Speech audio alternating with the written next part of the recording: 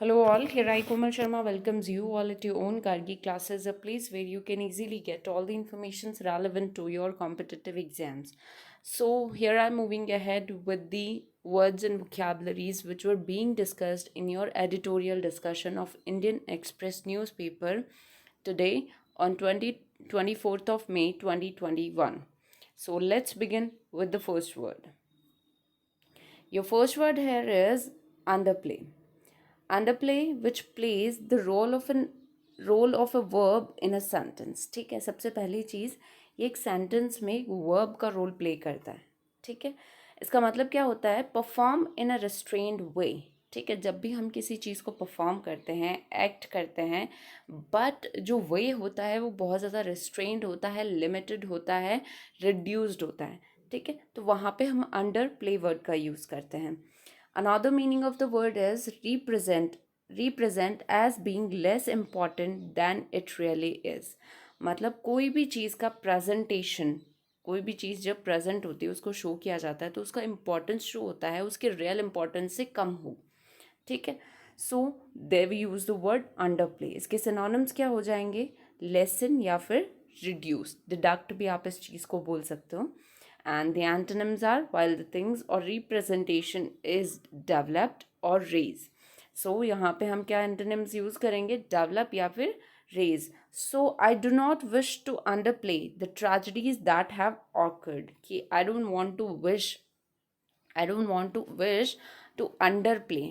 To play मतलब जो भी ट्रेजिडीज़ हैं उनको एक्ट करना इन अ वेरी रिड्यूस्ड और रिस्ट्रेन्ड मैनर, तो वो मैं नहीं चाहता. So they we use the word underplay. ठीक है, another word is defiant. Sorry,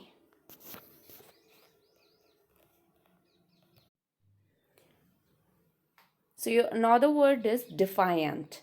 डिफायंट जो कि एक एडजेक्टिव का रोल प्ले करता है एक सेंटेंस में. इसका मतलब क्या होता है? फुल ऑफ और showing a disposition to challenge. जब आप किसी के साथ चैलेंज में उतरते हो, चैलेंज लेते हो या compete करते हो, तो आप compete करते हो with the full resistance, with the full fight. ठीक है, तो वहाँ पे हम डिफायंट वर्ड का यूज़ करते हो जब आप कम्प्लीटली रेजिस्ट करते हो या फाइट करते हो against the challenge and in competition. So इसके सिनोनिम्स क्या हो जाएंगे? टू रेजिस्ट और fight. And the antonyms are while you are apologize या फिर कोऑपरेटिव होते हो आप. ठीक है, फुल कंप्लीटली रेजिस्ट नहीं करते हो किसी भी चैलेंज में. So he was a bold and defiant little boy. कि वो जो छोटा बच्चा है वो बोल्ड है और डिफाइंट है. ठीक है, so they we use the word defiant. Another word is panic. Panic which plays both the role in a sentence as a noun or a verb. Panic का मतलब क्या होता है? सडन फियर या फिर एंग्जाइटी. ऑल ऑफ सडन अगर हम किसी चीज़ से डर जाते हैं या कोई भी चीज़ हमारे अंदर सडनली अनकंट्रोल्ड एंग्जाइटी क्रिएट करती है, टेंशन क्रिएट करती है, तो वहाँ पे हम पैनिक वर्ड का यूज़ करते हैं. तो इसके सिनोनिम्स क्या हो जाएंगे? एंग्जाइटी, फियर या फिर फ्राइट. ठीक है, and the antonyms are while you are calm and relax. जब कोई भी चीज़ आपके अंदर एंग्जाइटी क्रिएट नहीं करती या फेयर क्रिएट नहीं करती है. So she hit him in panic. उसने उसको हिट किया पैनिक में, एंग्जाइटी में, टेंशन में. ठीक है, so they we use the word panic. Another word is unravel. Unravel is a verb. Unravel verb का रोल प्ले करता है एक सेंटेंस में. अनरावल का मतलब होता है सॉल्व और एक्सप्लेन. किसी चीज़ को सॉल्व करना और उसे एक्सप्लेन करना. ठीक है, सो इसके सिनोनिम्स क्या हो जाएंगे? अनडू या फिर रिजॉल्व. जब कोई भी हमसे मिस्टेक हो जाती है तो हम उसको अनडू करते हैं. ठीक है, रिजॉल्व कर देते हैं उस चीज़ को, दोबारा से रिसॉल्व कर देते हैं. ठीक है, सो इसके एंटोनिम्स क्या हो जाएंगे? While the things are tangled. ठीक है, कॉम्प्लिकेटेड चीज़ें होती है, डिफ़िकल्ट होती है. While the things are not able to solve और एक्सप्लेन, तो वहाँ पे हम एंटोनिम यूज़ करेंगे of the word unravel. So यहाँ पे सॉरी दे है, they are attempting to unravel the cause of death. कि वो जो भी रीज़न रहा है डेथ का, द कॉज ऑफ डेथ, उसको अटेम्प्ट कर रहे हैं to solve. So they we use the word unravel. Another word is dread. Dread जो कि एक वर्ब नाउन और एडजेक्टिव तीनों का रोल प्ले करता है एक सेंटेंस में। इसका मतलब क्या होता है ड्रेड का? Anticipate with great fair. ठीक है, जब आप बहुत ज़्यादा किसी चीज़ से डर जाते हो, आपको कोई चीज़ बहुत ज़्यादा टेरिफाई कर देती है, ठीक है, ऑफुल कंडीशन को हम ड्रेड बोल सकते हैं। सो इसके सिनोनिम्स क्या हो जाएंगे? फेयर, ऑफुल या फिर टेरिफाइंग। जब चीज़ें फेयरफुल होती है, ऑफुल होती है, टेरिफाइंग होती है, सो वहाँ पे ड्रेड हम वर्ड का यूज़ करते हैं। एंटोनिम्स क्या हो जाएंगे? While you are confident and you do not fear with anything, या फिर लुक फॉरवर्ड टू, आप ऑलरेडी अटेंटिव होके चल रहे हैं जिसकी वजह से आप किसी चीज़ से डरते नहीं हैं।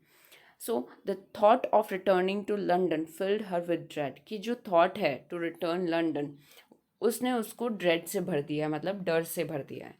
सो they we use the word dread. Next word is frantic. Frantic which plays the role of an adjective in a sentence. इसका मतलब होता है डिस्ट्रॉट विद फेयर, मतलब डर से भर जाना। डर जब आपको बहुत ज़्यादा स्ट्राइक करता है, हिट करता है, तो वहाँ पे हम फ्रेंटिक वर्ड का यूज़ करते हैं। सो इसके सिनोनिम्स क्या हो जाएंगे? While you are panic stricken, या फिर बहुत ज़्यादा एजिटेटेड होना। And the antonyms are while you are calm, peaceful, relax. ठीक है, so she was frantic with worry, कि वो टेंशन से बहुत ज़्यादा फ्रेंटिक फील कर रही है, right? So they we use the word frantic. Next word is resuscitate. Resuscitate is a verb. Resuscitate का मतलब क्या होता है? मेक एक्टिव अगेन, या फिर रिवाइव फ्रॉम अनकॉन्शियसनेस। जब हम चीज़ों को दोबारा से रिवाइव कर देते हैं, रिजुविनेट कर देते हैं, ठीक है, दोबारा चीज़ों को एक्टिवेट कर देते हैं। जब चीज़ें डीएक्टिवेट हो जाती है तो डीएक्टिवेशन से या अनकॉन्शियसनेस से हटा के उनको फिर से एक्टिव कर देते हैं, कॉन्शियस कर देते हैं, तो वहाँ पे हम रिससिएट वर्ड का यूज़ करते हैं। ठीक है, तो इसके सिनोनिम्स क्या हो जाएंगे? रिवाइव, रिस्टोर, रिजुविनेट भी आप इसको बोल सकते हो। ठीक है, री इनकारनेट। सो एंटोनिम्स हो जाएंगे इसके डिस्ट्रॉय या फिर बॉर, कंप्लीटली चीज़ों को ख़त्म कर देना, डैमेज कर देना। So an ambulance crew try to resuscitate him, कि एक एम्बुलेंस क्रू है जो कि कोशिश कर रही है उसे दोबारा से रिवाइव करने की। Next word is solatium. Solatium which plays the role of a noun in a sentence. Solatium का मतलब क्या होता है? Thing given to someone as a compensation.